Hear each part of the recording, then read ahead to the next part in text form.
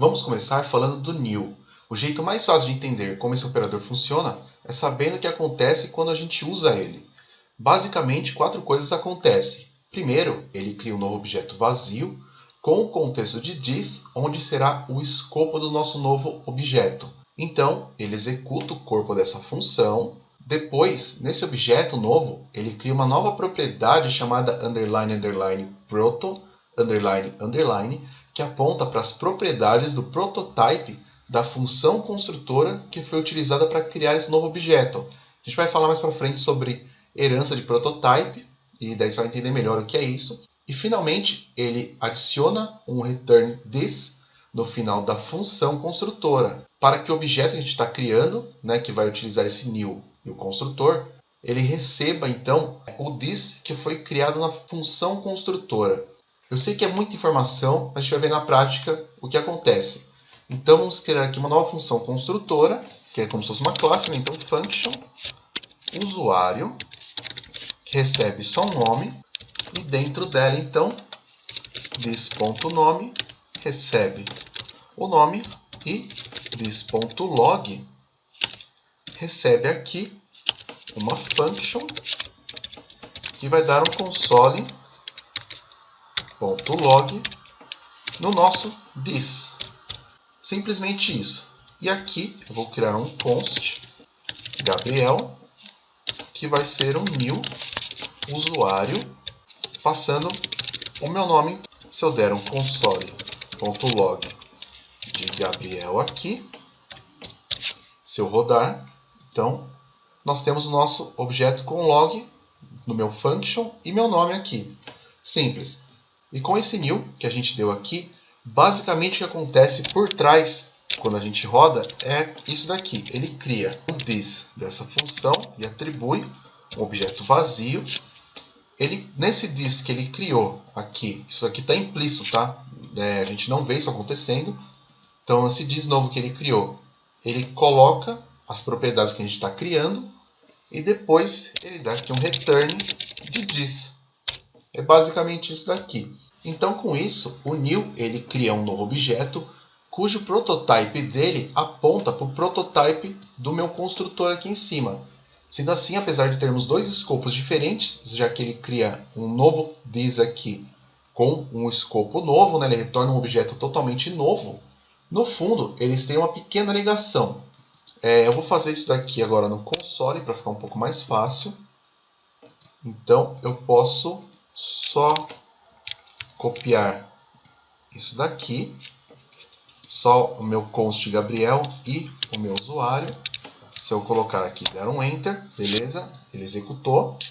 Então se eu fizer aqui Gabriel ponto underline underline proto, que seria uma referência do prototype, ponto constructor, e passar aqui teste dessa forma, e depois eu chamar user.prototype.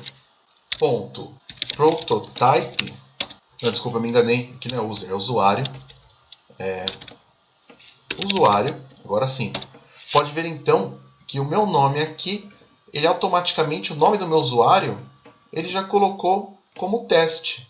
E isso do proto e prototype, como eu falei, nós vamos ver mais para frente. Então não se preocupa se ficou meio vago. O importante aqui é entender como o new funciona. Agora focando nos construtores. A principal função deles é implementar código que pode ser reutilizado na criação de novos objetos. Além dos construtores que podemos criar, o JavaScript já vem com construtores próprios embutidos, como o construtor de string, o boolean e o number. Então aqui, por exemplo, se eu criar um const nome, vai receber aqui Gabriel, dessa forma. E se eu criar aqui um const novo nome, que recebe um new string, utilizando agora o construtor Gabriel, nós podemos ver as diferenças aqui. Se eu chamar só nome, ele retorna só aqui a minha string. Se eu chamar novo nome, pode ver que ele retorna um objeto com o meu nome, mas pode ver que esse objeto, cada letra aqui do meu nome é separado como se fosse um array, e depois ele me dá aqui então o meu ponto lente, a minha propriedade ponto lente. Fora isso, ele tem também o prototype aqui, os construtores e tudo mais. Tudo isso aqui são métodos que estão inclusos na nossa string. que é aquilo que a gente falou na nossa aula sobre os tipos, né? Que eu comentei que quando você cria uma string e tenta chamar um ponto lente, por exemplo, ele cria um objeto por cima, utilizando o newString, usa o método que tem que utilizar e depois ele joga fora.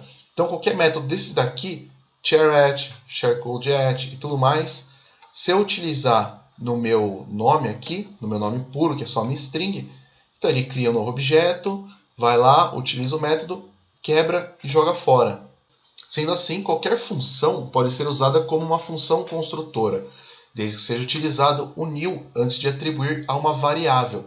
Outra coisa é que é uma convenção usar a primeira letra maiúscula quando se trata de um construtor. Pode ver aqui que é para identificar mais fácil. Aqui eu sei que é um construtor de usuário. E uma coisa que você não pode esquecer é de utilizar o new, senão você estará atribuindo a uma variável uma referência de uma função construtora. Qualquer alteração nessa variável automaticamente altera a sua função construtora, já que é passada a referência dela. E se eu quiser checar se uma variável foi ou não criada a partir de um construtor?